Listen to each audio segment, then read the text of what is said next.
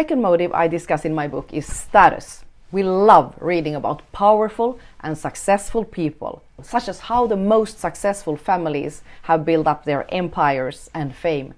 If people didn't care about status, there'd be no books about how you can become more influential. Even though saying the words, "I would like to have more status," might cause many of us to cringe, this is still one of our most fundamental motives. When we gain status, our internal processes pump up our levels of testosterone and serotonin. We get a sort of kick, and we strive to rise in the ranks and collect different kinds of status symbols. But pursuing status has its disadvantages. It leads us to comparing ourselves to others, many times without us really wanting to. Who's got the nicest home, takes the most luxurious vacations, or has the most impressive children? We overspend, feel worse when things go well for others, the reason being that we feel less successful. We also tend to distort the truth to appear more successful than we actually are.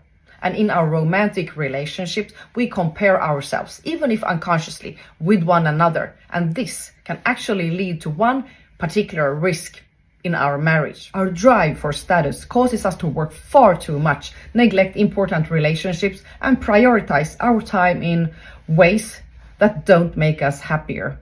At first glance, these comparisons may seem meaningless. I know that. But looking back historically, knowing our place in the pecking order has filled an evolutionary function. Hierarchies simplified things.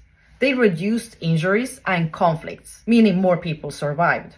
Each time my tribe has a successful hunt, I avoid potentially life-threatening conflicts with every single individual member over food.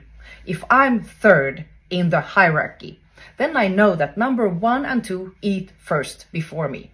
Everyone knew when to step forward and when to step back. Hierarchies provide order and stability. The person who was good at comparing themselves to others survived.